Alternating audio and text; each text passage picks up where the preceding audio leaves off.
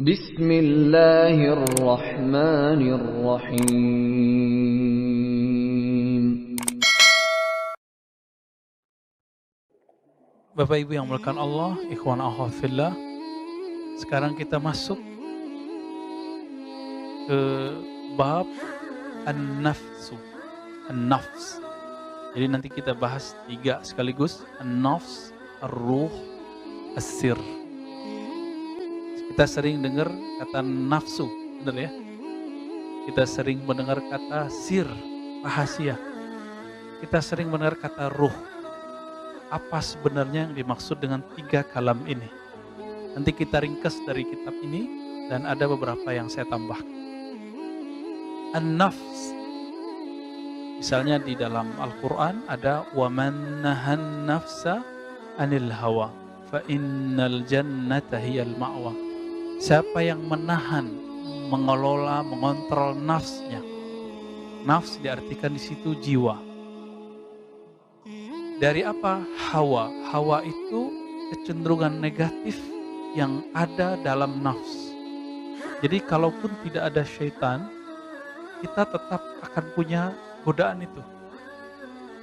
Maka apabila kita maksiat, jangan pernah salahkan syaitan. Itu salah nafs kita sendiri. Kira-kira itu makna dari ayat ini ya. Orang kalau mampu menahan nafsiyahnya dia, saya istilahkan dengan nafsiyah, kediriannya. Yang mampu mengontrol nafsiyahnya, maka Allah akan tukar pengorbanannya dengan jannatul ma'wa, sorga sebagai tempat kembali. Bapak Ibu yang dimuliakan Allah, diri kita, kalau saya sebut saya Ar-Razi Hashim, itu yang disebut saya, aku. Mungkin Bapak Ibu punya nama masing-masing yang diberi oleh orang tua. Nama itu ketika disebut aku itu tubuhnya, atau yang disebut nafs ini. Lalu apa nafs ini? Ketika kita marah, yang emosi itu nafs namanya. Ketika kita sedih, yang merasakan sedih itu nafs. Saya sering mencontohkan, kalau orang sedih itu nangis, benar nggak? Tapi kalau perempuan menikah dan dia mencintai calon kekasihnya, habis ijab kabul dia nangis nggak biasanya? Jarang yang nggak nangis ya. Ibunya nangis, ayahnya nangis. Kadang-kadang orang yang hadir pun ikut nangis. Itu tangis bahagia apa sedih? Bahagia. Berarti keluarnya air mata bukan pertanda nafsnya sedih. Itu sebabnya Bapak yang dimuliakan Allah, kita boleh bagilah siapa yang disebut diri kita. Pertama yang disebut diri kita, jasad, tubuh ini. Kalau luka bagian tangan, kita sebut tanganku luka. Benar nggak? Kalau wajah kita terlihat buruk atau baik, kita bilang apa? Wajahku. Ya. Kalau perutnya kenyang, bilang perutku-nya. Maka ini yang disebut diri jasad. Tapi Bapak saudara makan Allah, jasad ini dari mana? Dari mana si jasad ini? Dari tanah, dari air, dari udara, makanya kita butuh udara. Dan juga ada dari api. Jadi dalam tubuh kita ini ada 4 unsur. Makanya Bapak Ibu ini kalau marah, badannya panas. Enggak ada kan kompor dalam, ada setrika enggak dalam? Ada colokan listrik ya? Enggak ada colokan listrik. Enggak ada kompor, enggak ada setrikaan. Enggak ada korek api, tapi kenapa kita panas? Karena Allah ciptakan ada anasir, unsur-unsur, potensi-potensi yang terbuat dari 4 ini. Bukan berarti kita api, ini bukan cerita Avatar ya. Yang senang nonton Avatar itu umuran-umuran siapa tuh dulu? Anak sekarang udah gak ngerti Pak. Ya, ini udah gak tahu Avatar ya, gak tahu Avatar kan? Gak tahu dia taunya Minecraft ini. Ya, kita yang gak ngerti Pak, Minecraft itu apa? Baik. Diri yang jasad ini, kalau kita tidak tahu hakikatnya, nanti orang akan diperbudak oleh diri yang jasad ini.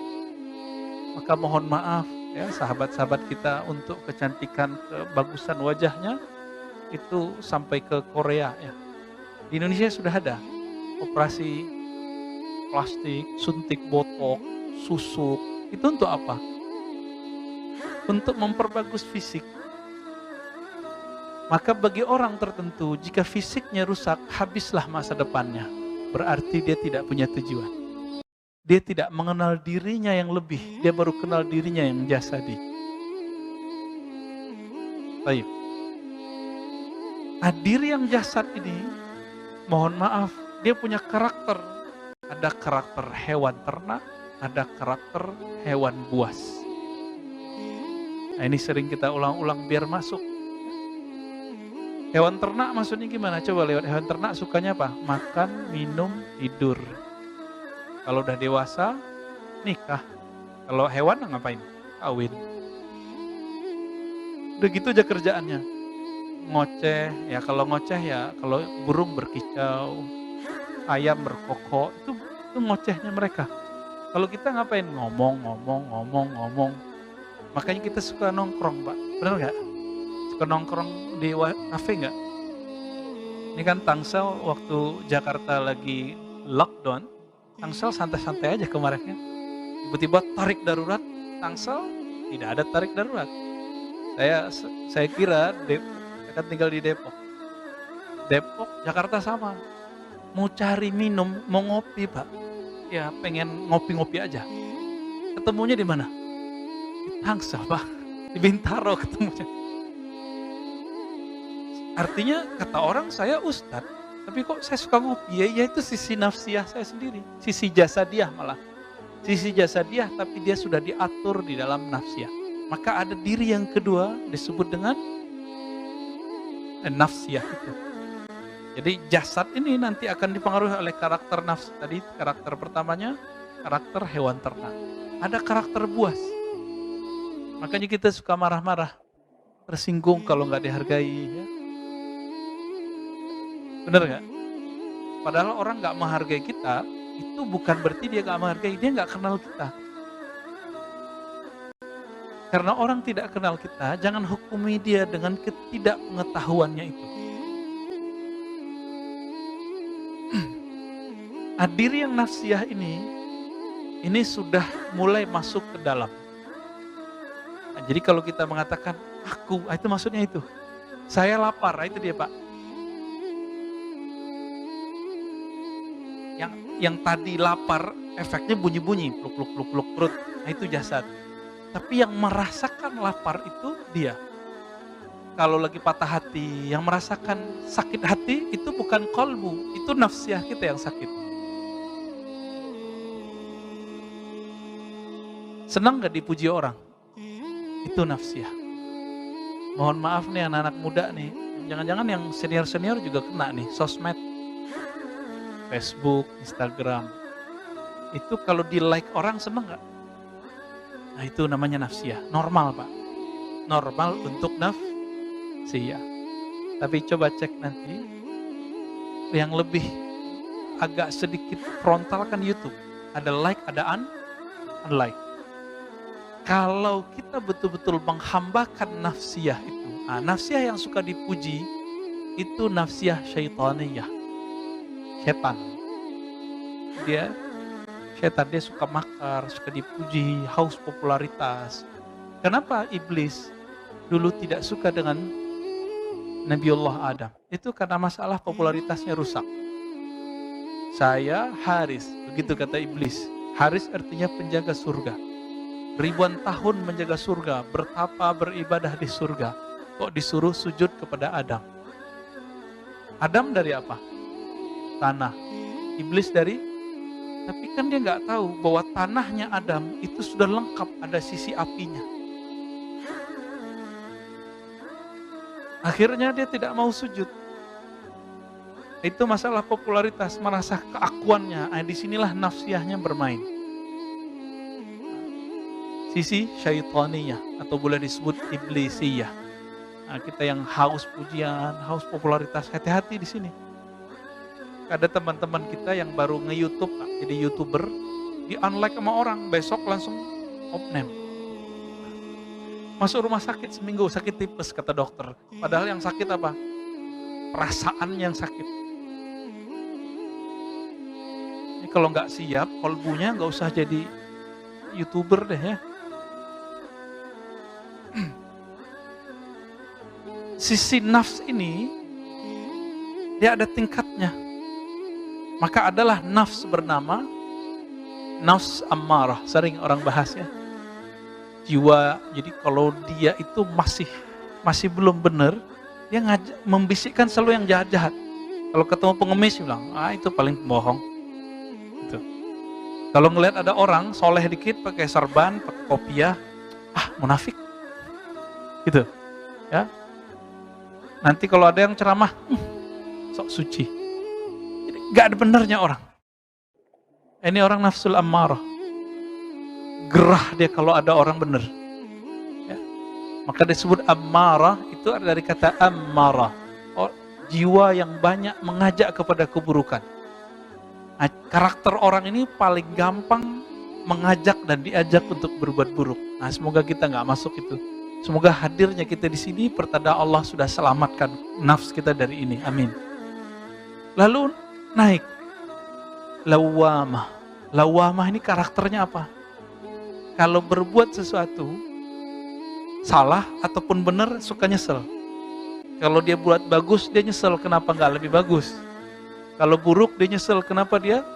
Nah, maka laki-laki kalau yang jomblo-jomblo itu melakukan satu istimna namanya. Onani, mohon maaf. Itu habis selesai itu pasti nyesel, Pak. Penyesalannya itu disebut lawamah. Ya. Kita habis mengharadik orang, itu sudah nyesel, itu lawamah juga tuh. Kalau dia mampu mengkondisikan nafsnya, menjaga nafsnya, bisa mengenal Allah SWT, dia naik lagi, mulhamah. Mulhamah ini dicirikan, taatnya mut-mutan, maksiatnya pun mut-mutan. Ini lagi musim kajian nih, lagi ngaji. Ustadznya membahas tentang sholat duha, akhirnya sebulan sholat duha terus. Tapi nggak ada perbaikan rezeki. Kayaknya nggak bener nih kajian Ustadz. Masa saya udah duha, rezekinya nggak lancar-lancar. Berarti dia salah niat. Maka dia diilhamkan lagi oleh nafsiyahnya. Itu nggak bener. Ditinggalkanlah. Itu mulhamah. Kalau dia rajin zikir, dia kalahkan bisik-bisikan ini, maka mencapailah orang ini kepada ketenangan nafs. Ketenangan nafs. Disebutlah an-nafsu al-mutmainnah. Jiwa yang tenang. Nafs mutmainnah itu kalau dibuat persentase 51% sampai 99% dia sudah baik. Dia sudah zikrullah. Nah, jadi dapat dipastikan kita rata-rata belum nyampe, Pak. Coba dihitung. Lamaan nonton YouTube atau zikir. Mana? YouTube ya. Gak apa-apa Pak Juru, saya juga begitu kok. Cuma semenjak ketemu ilmu zikir, ternyata zikir lebih nikmat daripada nonton YouTube. Pak, ini perih. Lalu ada kebosanan, coba Pak nonton hari ini berita-berita tentang apa yang terjadi di luar. Panas, benar gak? Betul-betul gak nyaman. Satu punya versi A, satu lagi punya versi B. Dua-duanya punya fakta yang kita bingung.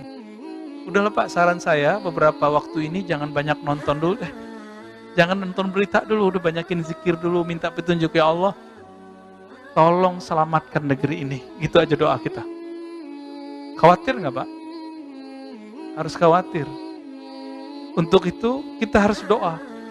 Kalau di dalam hati kita ada sedikit rasa sayang kepada umat, mau siapapun mereka, kepada semua manusia, insya Allah sudah ada nur kekasih Allah dalam kalbu kita. Ya, untuk itu mari kita baca Al-Fatihah untuk kebaikan kemaslahatan negeri ini. al-haziniyah wa li maslahati hadhil ummah khasatan baladina Indonesia wa li ahliha al-Fatihah. A'udzu billahi minasyaitonir rajim. Alhamdulillah rabbil alamin.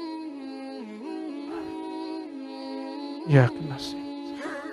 Shiratal ladzina waladhdallin. Amin. Allahumma bi barakatil Fatihah fadfa 'anna al-bala' wal waba' wal fahsya' wal munkar wa'alif bainana wa baina qulubil mu'minin. Ya Allah, dengan berkah Fatihah, buka pintu rahmat-Mu ya Allah, tutup pintu keburukan ya Allah, islahkan, perbaiki, damaikan, tentramkan hati kami, hati sesama orang-orang beriman, sesama orang-orang yang menyembah Engkau ya Allah. Amin ya rabbal alamin. Baru agak lega Pak, dari tadi saya mikirin itu terus, kepikiran, padahal kita nggak nonton berita banyak ya, cuma seliuran, kepikiran terus. Jadi bikin saya nggak fokus ngajar. Ya. Nggak tahu, antum fokus nggak dengerinnya? Insya Allah. Di dalam Al-Quran, selain an-nafs al-mutmainnah, maka identik an-nafs itu jelek. Maka disebut oleh Imam Ibnu Athaillah, apa kata beliau? Kalau disebut an-nafs, ya, kita loncat bagian tengahnya, fahiya fi anfusiha mazmumah. Pada dasarnya jiwa itu punya karakter yang mazmumah, yang buruk. Jadi jiwa kita ini kalau dibiarkan lepas, gak perlu ada syaitan, dia sudah jahat. Ketika Nabi Adam, Allah pilih jadi khalifah di bumi, apa kata malaikat? Ya Allah, kenapa engkau memilih jiwa-jiwa yang ganas, yasfikud dam, menumpahkan darah. Dari dulu, mulai zaman Habil Qabil, itu terjadi. Yang kedua, yufsid, merusak di bumi. Bagi malaikat, bumi yang bagus itu kalau bentuknya kayak hutan, Mbak, itu bagus. Kalau kita pindahkan pasir, gunung-gunung, batu, kita pindahin jadi gedung-gedung di Jakarta, bagi malaikat ini merusak. Bagi kita apa? Pembangunan, kemajuan. Beda nggak karakter kita sama malaikat? Baik, untung nggak malaikat Pak yang jadi khalifah di bumi. Kita ledekin dikit, malaikat marah nggak? Enggak Pak, malaikat nggak ada emosinya. Untung kita Pak, coba, kita nggak punya sayap, malaikat punya sayap. Kalau bukan kita yang mentadbir bumi, maka tidak akan ada namanya mobil, motor, pesawat. Akhirnya kita bisa terbang bareng-bareng kan? Kalau malaikat kan terbangnya sendiri. Ya. Kalau mau numpang, numpangnya ke buruk. Dia numpang kan? Buruk. Nah, dalam hal ini, malaikat tidak melihat sisi yang lain dari Adam. Bahwa Nabi Adam tidak hanya nafsiyah, membunuh ataupun merusak. Dia ada sisi lain. Nah, inilah garis batasnya. Jasad, nafs. Kita garis batas. Ini disebut dengan manusia yang zahir. Sebut apa? Manusia yang zahir. Penghubung nafs dan akal dan jasad itu disebut dengan akal. Maka ada naik di atasnya, tembus. Ini disebut dengan manusia yang batin. Manusia yang sebenar-benarnya manusia. Dan ini ada dua. Yang pertama disebut qalbu, yang kedua disebut ruh. Nah, di sini qalbu nggak dibahas di bagian ini, tapi dibahas di bagian lain. Dibahasnya ruh dan sir. Loh, sir di mana? Jadi kita ini kalau zikir, Bapak kalau zikir pakai lidah apa pakai qalbu? Dua-duanya, serius. Kita cek nih. Ya. Kalau sholat tadi pakai fisik, benar? Qalbunya ngikut nggak? Serius. Tadi khusyuk nggak? Kalau tidak ada keselarasan qalbu dengan apa yang dibaca, maka berarti sholatnya baru jasadiyah.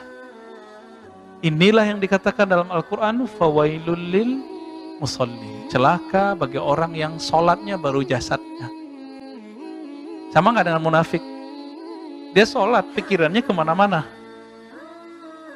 Itu sholat jasadiyah. Sholat ini palsu Pak. sholat palsu. Kalau sholat nafsiyah itu orang sholat kalau dia lagi butuh. Tapi kalau sholatnya qalbu, dia sudah sholatnya ma'rifatullah, mengenal Allah. Dia sudah tahu, saya butuh ini, saya butuh sholat. Maka orangnya minimal sholat dengan qalbunya. Apa karakter orang kalau sholat sudah dengan qalbu? Dari awal takbir sampai assalamualaikum, yang dominan nama Allah. Allah, Allah. Udah gitu aja isinya, Allah Maha Besar. Allah, terus Allah yang terdalam dalam hatinya. Ini khusyuk level 1. Jadi bagi saya, antum faham apa yang dibaca itu belum khusyuk. Itu namanya nerjemah. Kalau gitu orang Arab khusyuk semua dong. Ya, kita khusyuk semua dong. Ya. Ini samping saya ada Buya Asfi ya, masih muda. Itu baca kitab Pak, nggak perlu lihat, ngerti nerjemahinnya. Santri-santri di pesantren bisa nerjemah. Apakah mereka khusyuk? Enggak. Dulu ada syekh dari Arab datang ke sekolah kita.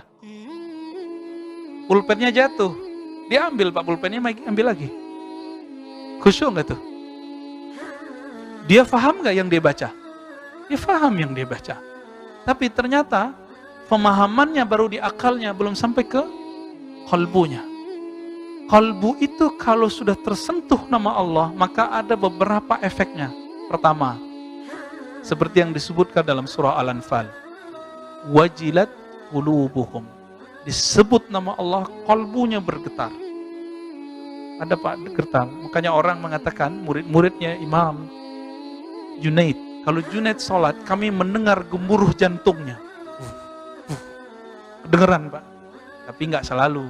Terjantungan lagi ya. Makanya ada orang kalau zikir, pingsan Pak. Kenapa dia pingsan? Karena jantungnya nggak beraturan. Nggak beraturan. Ya, saya dulu waktu umur 13-14 tahun sering pingsan kalau zikir. Tahu-tahu orang-orang udah nggak ada di masjid. Ya, apa yang kita baca? Kita cuma baca la ilaha illallah, bergoncang dalam ini, pingsan. Dan itu berbulan-bulan. Orang bilang saya, wah ini orang udah nggak beres nih. Gitu. Hampir aja dibilang gila kita Pak. Untung nggak jadi ya, untung waras lagi. Untung normal lagi, sampai kuat jantung itu. Itu yang pertama. Yang kedua, kalau tadi jantungnya, sekarang badannya yang bergerak. Dalilnya surat Az-Zumar ayat 23. Dibacakan ayat-ayat Allah, zikrullah taqsya'irru minhu. Bergetar. Ya. Bergetar karenanya, karena taqsya'irru ini bisa diartikan juga bergerak karena nama Allah, karena ayat-ayat Allah, karena Al-Qur'an, karena zikrullah. Kulit juludul ladzina yakhshawna rabbahum. Kulit orang yang dia takut kepada Allah. Jadi tubuh jasadnya ikut bergetar. Pernah lihat ada orang main bola atau nonton bola, ketika bolanya mau gol, badannya ikut teriak. Mulut teriak, badannya ikut melonjak. Pernah lihat? Nah, kira-kira begitu Pak. Ketika kalimatullah ini dibaca oleh si fulan ini, dan dia tahu tekniknya diajarkan oleh gurunya yang bersanad kepada Rasulullah, lalu dia hunjamkan ke kolbunya. Di saat kalimah itu mau masuk ke dalam kolbu, terjadilah hentakan. Itu sebabnya kenapa sebagian orang-orang ahli zikir, itu zikirnya dia sembari bergerak. Bukan dibuat-buat itu. Ya, kita aja yang bilang dia kesurupan. Beda Pak, kesurupan jin sama kemasukan kalimatullah itu beda. Yang ngeruqyah butuh diruqyah lagi tar. Jadi pernah kejadian orang zikir begini lagi asyik diruqyah sama teman kita. Bingung dia, ya. Justru lebih tajam kolbunya orang ini daripada yang meruqyah. Yang meruqyah pakai suuzon, oh ini jin. Tidak akan pernah bersatu di dalam kolbu nama Allah dan jin, gak pernah. Saya pernah menyebutkan di sini bahwa syaitan itu minta izin kepada Allah. Ya Rabb, dia manggil Allah juga, ya Rabb. Jadi syaitan itu bertuhannya ke siapa? Allah juga. Izinkan aku masuk ke dalam jantungnya manusia, ke dalam kolbunya ke manusia, baik yang zahirnya jantung ataupun yang batinnya hati. Apa kata Allah? Enggak bisa, enggak boleh. Tapi aku izinkan kamu masuk melewati jalur pembuluh darah. Itu sebabnya Nabi mengatakan inna syaitan yajri majrad dam. Syaitan itu mengalir di setiap pembuluh darah. Di mata ada pembuluh darah enggak? Makanya mata kita nakal, Pak. Bener enggak? Iya, gitu aja, Pak. Mata saya juga nakal kok. Lidah kita suka nyelekit enggak? Iya, karena di situ ada. Ya, telinga kita senang denger yang jorok-jorok enggak? Ngaku aja, Pak. Iya. Kalau ngelihat orang tengkar senang enggak? Senang. Tuh antum kan suka ngelihat beda berita, perang berita. Ya udah naik dikit. Kalau dulu perangnya perang fisik, adu ayam, sekarang adu orang, adu opini. Itu hobi. Nah, orang-orang yang jualan berita itu, mereka level pertengkarannya udah sampai di perang akliyah, bukan fisik lagi. Nafsiyahnya yang bermain itu. Dan mereka makan dari situ, Pak. Dari ngadu domba orang itu. Menyebar hoax. Menyebar opini-opini yang tidak sahih. Ya, na'udzubillah min dzalik.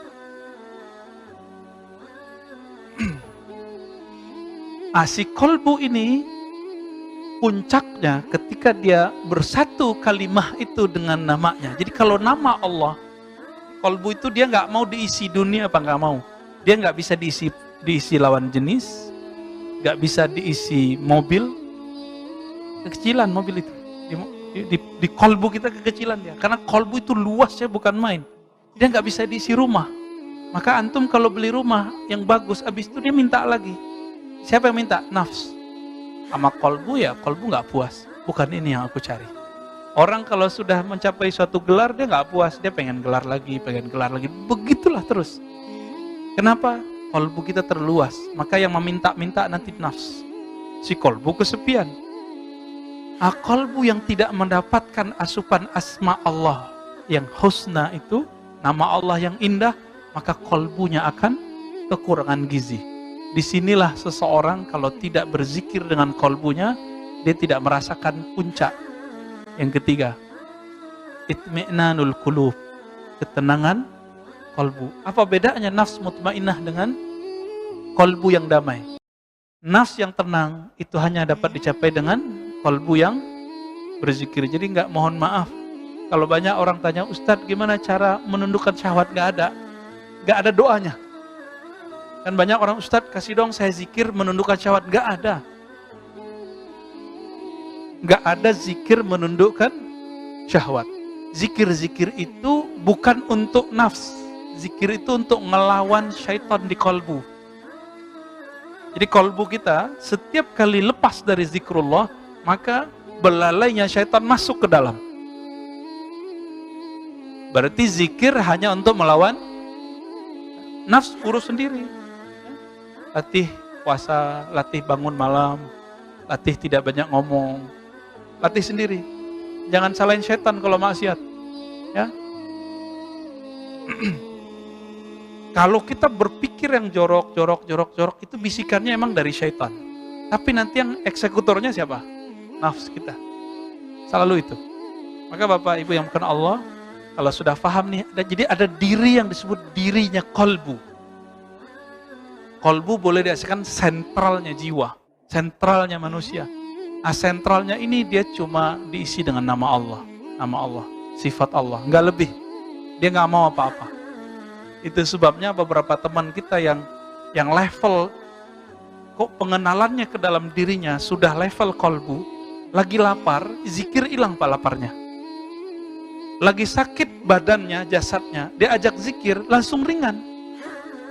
Ini Ustadz kita kan ahli Quran tuh, kalau sakit tuh baca Quran aja tuh Pak. Karena kolbunya sudah nyaman dengan Al-Quran, langsung ringan. Coba Bapak rasakan, kita lagi sakit demam nih, yang kita baca apa? Gitu ya, benar nggak? Dalam ilmu huruf orang baca itu ada kaitannya dengan Allah. Itu sebabnya dalam tradisi ahli zikir ada zikir supaya nanti kalau antum kesakitan nggak perlu ngeluh lagi, malu kepada Allah, mending sebut nama Allah. Allah. Udah gitu aja. Ini rahasia zikir hu Allah atau Allah hu. Jadi ini nggak beda. Dalilnya apa? Qul huwallahu ahad. Qul, katakan ya Muhammad, huwa Allah ahad. Itu tinggal antum pretelin satu. Boleh zikir hu, boleh Allah, boleh ahad. Zikirnya Bilal bin Rabah, ahad, ahad, ahad. Disebut ismul fard, berzikir dengan satu nama. Tapi ini dibantah kemudian oleh Syekh Ibnu Taimiyah. Dia katakan, ini kalimatnya belum sempurna. Apakah ada kalam yang lebih sempurna daripada nama Allah? Tidak ada. Maka orang cukup dengan zikir hu, Allah, ahad, itu sudah lengkap. Ya. Lalu, kalau dia terus mengasupi kolbunya terus. Kolbu hanya makanannya apa tadi? Nama Allah dan sifat Allah. Oke, sudah nyambung? Kalau nafs tadi makanannya apa? Ya, kehendak, syahwat. Kalau badan ya makanannya nasi, air. Kalau kolbu makanannya zikrullah. Zikir yang mana? Bukan zikir lisan saja, tapi zikir lisan yang sudah tembus ke dalam kolbu. Tapi kolbu ini nanti, kalau kita berhenti di kolbu, ada satu diri kita lagi yang disebut di dalam kitab ini, ar-ruh. Ar-ruh, roh. Roh ini yang Nabi katakan, al-ihsan an ta'budallah ka'annaka tarah. Jadi ketika Jibril datang bertanya, wahai Rasulullah, wahai Muhammad, apa itu ihsan? Islam, iman, sudah ada rukunnya. Ihsan apa rukunnya? Cuma satu. Engkau menyembah seakan memandangnya atau merasa dipandangnya. Yang merasakan memandang Allah, yang merasakan dipandang Allah, itu bukan tubuh ini. Bukan juga nafs. Bukan juga qalb. Tapi yang merasakan siapa? Ruh. Ini yang disebut dengan ihsan. Hadis Imam Muslim, hadis pertama dalam Kitabul Iman. Jadi ternyata Imam Muslim ini canggih sekali. Dia bukalah Kitabul Iman, bab iman dalam Sahih Bukhari dengan ajaran Islam semuanya. Rukun Islam, rukun iman, dan ihsan. Puncaknya di ihsan itu. Hari ini kita ngaji kebanyakan fokus di bab fikih. Fikih jatuhnya kemana? Hukum fikih jasad. Makanya hukum fikih membahas, boleh nggak Ustadz saya sholat setelah menyentuh istri? Sahkah sholat saya kalau sarung saya di bawah mata kaki? Ustadz, bolehkah saya motong jenggot? Ustadz, semua pertanyaannya apa? Bab jasad. Benar nggak? Antum harus naik ilmunya. Minimal ke nafs. Ustadz, jiwa saya kok merasa gelisah, apa obatnya? Makanya anak-anak remaja sudah mulai banyak ngaji, cuma saya ngaji ke ustadznya juga lagi gelisah. Belum menemukan jalan menuju kolbunya. Ya sama-sama galaulah berdua, ya galaulah semua. Bagaimana mungkin, ini saya dulu Pak, waktu kita buat training bersama teman-teman Korps Dai Muda, salah satu lembaga zakat terdekat kita di sini, itu buat latihan daurah dai. Saya telat nyampe, jadi nggak ada bus masuk ke Baduy. Akhirnya kita sewalah angkot. Kita tanya, Mas, kamu bisa nganter ke Baduy nggak? Oh bisa. Bener Pak, diantar beneran. Udah nyampe, itu udah malam, udah jam 7. Ternyata sinyal udah habis. Handphone pun sudah nggak bisa hidup. Ya, baterainya habis. Teman saya masih bisa buat GPS-nya. Bilang, Mas, ini kok tambah menjauh? Tadi 1 kilo, sekarang udah jadi 10 kilo. Jadi kita nggak jauh Pak. Nggak jelas. Udah naik gunung, turun gunung, udah 7 gunung tuh kita naikin, turun, sampai dorong berapa kali. Angkotnya kan mati-mati hidup. Hujan lagi, Masya Allah. Saya mikir, ini kali ya nasib para guru-guru yang mengajak kepada Allah, tapi dia tidak tahu jalan menuju Allah. Tersiksalah muridnya dengan wirid-wirid yang membuat dia tidak sampai kepada Allah. Tersiksalah muridnya dengan zikir-zikir yang membuat dia lelah, nggak bisa mengobati dirinya. Kayak gitu ya, kayak sopir angkot nggak ngerti jalan. Ketika nyampe, ya itu jadi bahan daurah ya. Bahwa kalau kita mau jadi dai, mau jadi penunjuk jalan menuju sesuatu, harus ngerti dulu jalannya, harus menempuh dulu jalan itu sendiri. Kalau kita sudah menempuh sendiri, apapun kejadian nanti murid ya kemana-mana, kita tahu, oh kamu lagi di sana, cepat kembali. Nah, itu kelebihan orang yang berguru, bersanad kepada Rasulullah Sallallahu Alaihi Wasallam. Berguru, punya guru, gurunya terus. Jadi bukan bersanad ke Nabi itu kita langsung baca Sahih Bukhari, keputus sanad antum. Imam Bukhari untuk mendapatkan satu hadis, dia berangkat dari Uzbek ke Mekah, ke Madinah, ke Mesir. Masa kita langsung ke Imam Bukhari? Bukhari wafat tahun berapa? 256, kita 1443 ya. Udah berapa jaraknya? Terus antum bilang langsung saja ke Bukhari. Kalau Imam Bukhari hari ini hidup, kita akan dihardik sama beliau dan dikatakan ente dajjal, ente pembohong, ente bukan murid aneh. Kira-kira begitu kata beliau. Ya? Harus cari guru yang bisa menghubungkan kita kepada mereka. Dan itu wajib hukumnya. Saya mau tanya, kalau jasad kita sakit, wajib nggak datang ke dokter? Serius, ini wajib. Beneran? Wajib nggak? Wajib nggak? Kalau antum ada persoalan kedokteran, nanyanya ke ustadz atau nanyanya ke dokter? Ini kan ustadz sering jadi tumbal. Antum sakit badan tapi kita ini mintain doa. Ustadz kasih doa dong. Ya bisa sih ngasih doa doang. Sembuhnya di tangan Allah. Ada sih orang sembuh tergantung yakinnya. Kalau penyakitnya masih bisa dibenerin lewat doa, kan ada penyakit yang nggak bisa pakai doa.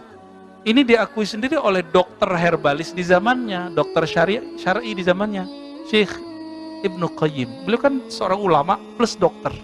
Punya kitab judulnya At-Tibbun Nabawi. Apa kata beliau?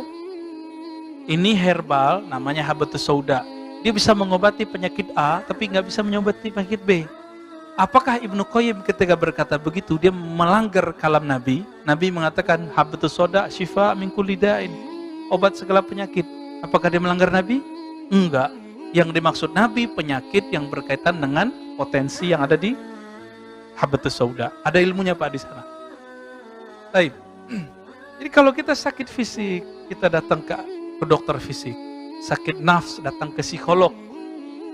Ya, kalau nafs yang masalah datangnya siapa? Psikolog atau ustadz yang jago ahli jiwa. Nah, yang bisa disebut ustadz ahli galau. Nah, itu bisa tuh jadi referensi. Cuma psikolog dan ustadz ini sama. Bedanya psikolog dia udah punya patron sendiri, kaidah sendiri. Kalau si ustadz dia punya dalil-dalil untuk menghibur kita, biar nafsnya lega dikit deh. Tapi itu tidak permanen. Yang permanen kalau punya guru kolbu, mursyid qalbiyah, mursyid yang bisa membimbing kolbu menyebut nama Allah Subhanahu wa ta'ala. Coba antum sekarang cari guru yang bisa membimbing kolbu menyebut nama Allah. Itu yang dicari Pak. Ini minimal orang kalau udah nyampe di sini udah jadi kekasih Allah. Kalau dia kenal kolbunya. Ya. Kalau dia naik lagi ar-ruh, dia sudah menjadi kekasih Allah yang tinggi, wali-wali Allah yang kabir. Nah, inilah kualitas para nabi, para sahabat, para aulia, wali-wali Allah. Jadi wali Allah itu nggak ada kaitannya dengan kesaktian. Kaitannya wali Allah itu rohnya, berkoneksikah dengan Allah, merasa memandang Allah, merasa dipandang Allah, atau tidak. Jadi jangan merasa wali, merasa sudah kekasih Allah, kalau belum merasakan ini. Berarti walinya baru wali umum di kolbu. Mau dia mursyid, mau dia kiai, mau dia siapapun. Kalau belum merasakan ini, tahu diri aja ya. Innallaha alimun bidzati sudur. Allah tahu kualitas diri kita. Gak usah belagu-belagu kita ini kiai, ustadz, orang suci, jago tahajud, banyak zikir pagi sore. Gak ngaruh Pak. Ya. Inilah yang dikatakan oleh Imam Nattaillah dari gurunya Al-Mursi, kemudian dari kakek gurunya Al-Imam Abul Hasan Asy-Syadzili. Apa kata beliau? Gurumu bukan yang banyak ngasih wirid, ngasih zikir, enggak. Gurumu kalau ngasih wirid, kolbumu rehat. Ilmumu kalau menjelaskan sesuatu bukan jelimet, tapi langsung engkau faham. Itu kata siapa? Imam Syazili, guru dari pengarang kitab Ibnu Athaillah Sakandari, ya, Al-Hikam, yang sering kita pakai sekali sebulan di sini. Ya. Nah, disebutkan di sini, Bapak sermakan Allah, apa itu ruh? Ya. Ruh itu inti dari hayat kita. Kalau bahasa lugasnya, ruh itulah hembusan Allah dalam diri. Nah, kalau Allah disebut nih, Allah menghembuskan nafasnya ke dalam diri janin kita waktu kita dalam perut ibu, jadilah kita ini hidup. Nah, roh ini tidak laki, tidak perempuan. Dan dia cuma pengen satu. Alastu bi rabbikum qalu bala syahidna. Yang dia mau cuma satu, memandang Allah, gak lebih.